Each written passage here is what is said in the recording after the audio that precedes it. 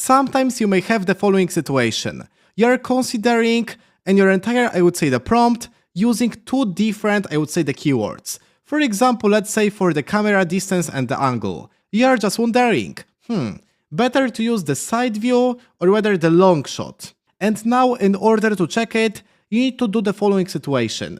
You need to copy the prompt. You go over there, type imagine. And now basically, let's say you need to type the long shot of a young smiling man. And now you need to run it. And there, for example, you need to change it for the side view.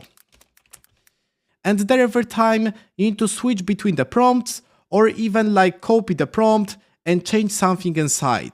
However, if you have this one kind of the situation, we can do everything in just one single prompt. So test out different, I would say, the variables and the metrics at once. For this, we'll be using the permutations. Right now I'm at the article, which exactly covers this one topic. If you would like to check it, the link will be in the resources of this one material. And there how it exactly works. We are just typing there the casual imagine, and there we are providing the prompt. For example, a naturalist illustration of A. However, there we've got something weird. So the curly brackets. And this is exactly the permutation.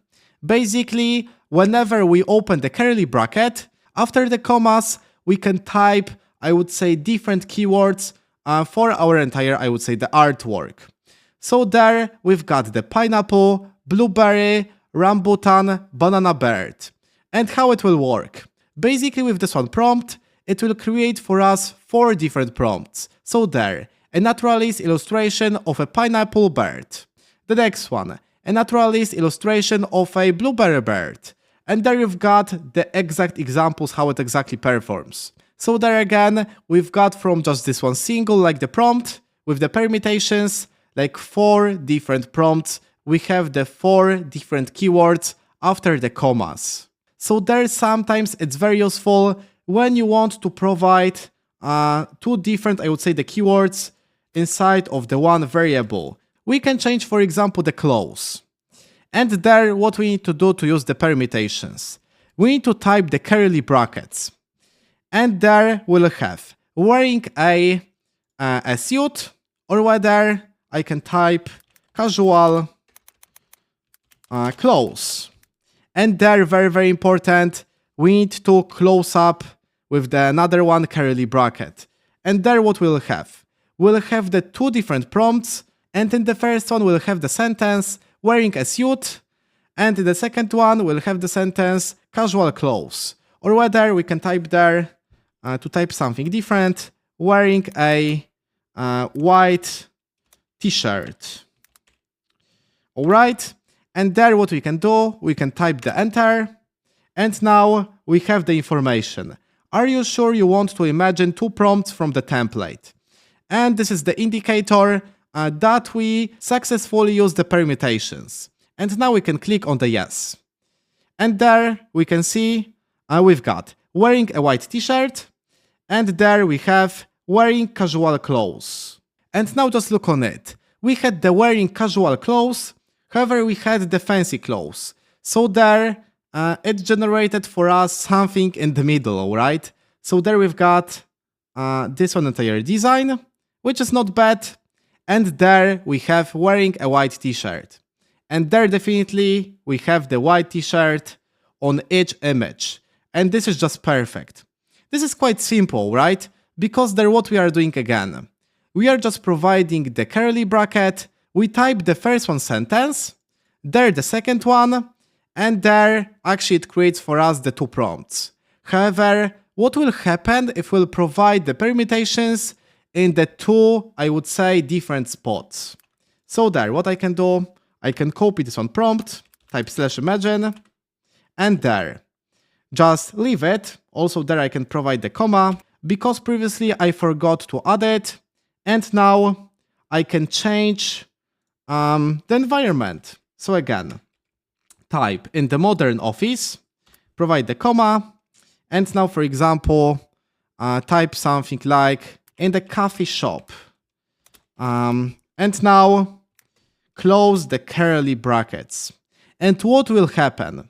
Basically, it will generate for us the 4 different prompts. Because actually it will take a white t-shirt with the modern office, a white t-shirt with the coffee shop, the casual with the modern office, and basically the casual clothes with the coffee shop.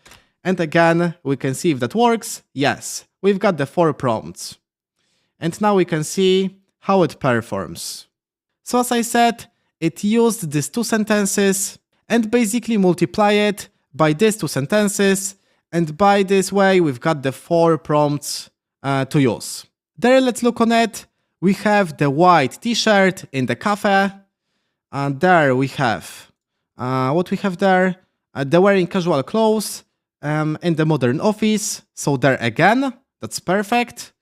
There, what we have, it's still generating. So let's see, yes, we have the casual clothes in the coffee shop. So we can look on it. That's amazing.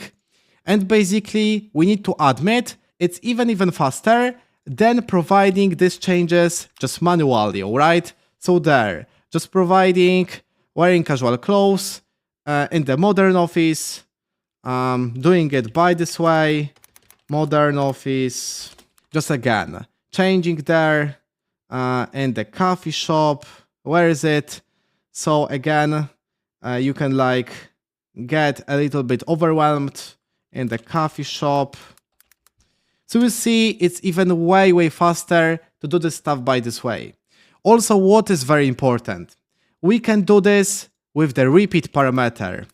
So for example, we can type repeat 4, and there we can go over again with the variables, the permutations, wearing casual clothes, and there, for example, white shirt. And there again, what it will do, it will multiply these 2 examples, so the casual clothes, white t-shirt, and there by 4. Because we have repeat 4, so we'll have the 8 different prompts, basically the 4 for the casual clothes and 4 for the white shirt. So if I run it, you can see we've got 8 prompts to work with. So I hope that you understand the entire concept. Basically, if you would like to test out different, I would say, the sentences, you can use the permutations. For example, there, let's say you want to test out different action. So there you can type just 1 sentence, basically place the comma, add another one, and basically like hold everything within the curly brackets and do the stuff just easier than providing manually these changes. However, sometimes you can have the following situation, so you don't want to act basically the comma as I would say the separator. And there we can see we've got the following example. So basically to don't create the 3 prompts, so there, red, pastel, yellow, we want to create the pastel and the yellow after the comma. So basically everything within the same one, just the 1 prompt. Basically for this case, we are using the backslash. So we are just typing the first one like the keyword. So the first one, I would say the sentence for the first one prompt. There the second one sentence. And to maintain the comma, you need to type the backslash. And there you can see you will have not the 3, so a red bird, and a pastel, the maintained comma, yellow bird.